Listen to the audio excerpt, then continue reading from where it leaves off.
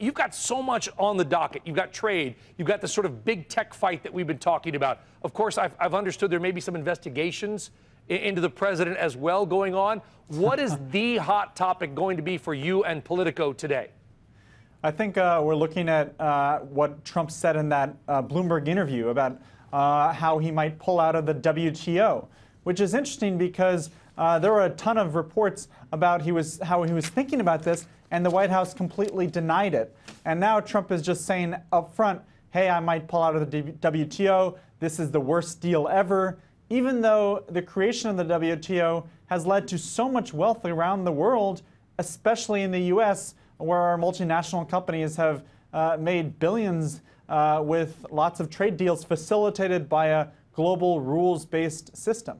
You know, and it's so interesting, too, because you had Steven Mnuchin who kind of, basically said, well, those reports about leaving the WTO, they're not accurate. He didn't say they were completely wrong. He just maybe kind of implied they were misconstrued. How do we read this, Daniel? I mean, is this just kind of one of those things where maybe the president flippantly said something and then it got picked up in an interview and now they've got everybody else is sort of left to walk it back?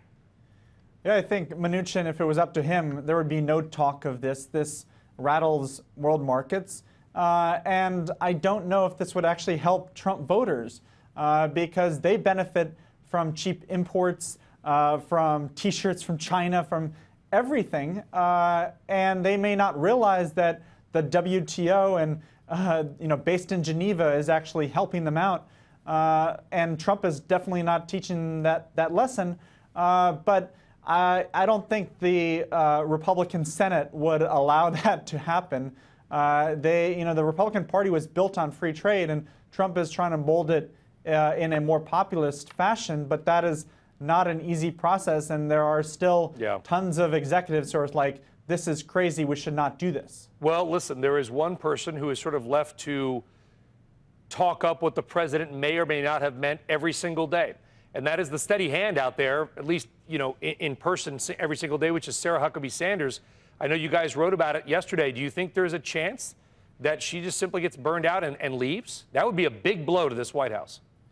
Yeah, I think you can't expect a White House top staffer to last 4 years. And so she has done the best she could. Her reputation is much better than Sean Spicer, who, had left under kind of a storm of controversy where his credibility was not at the peak. And so Sarah Sanders, they would have to find a replacement for that. And it used to be that jobs in the White House were very highly sought after for any operative from the president's party. But now it feels like the skeleton team there, not a lot of people rushing to send their resumes. And they've even held job fairs for White House staffers.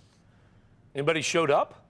I think they did find, there was a bunch of people. You can always find people who will apply, but maybe they're not of the highest caliber. Listen, this is tough. I mean, whatever you think of the man, I'm sure you know a lot of people in D.C., Daniel, who would normally be happy to work in an administration. I've met people that said, listen, I don't even dislike the president. I like him. Maybe they voted for him, but they're worried about what that will do to their resume, which is just unprecedented in any political age.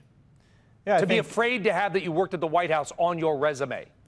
Yeah, and I did a piece for Politico magazine about how when people leave the White House, just leaving at the end of work, they will get shouted at sometimes. When they meet people at bars, they have to say, well, I work for the federal government. They don't want to cop to working for the White House. And that just did not happen in previous administrations. Yeah. And I think they just worry about, would a GE, would a major company like IBM, would they hire them if they worked for Donald Trump and the presidency ended up in maybe impeachment next year? We don't know.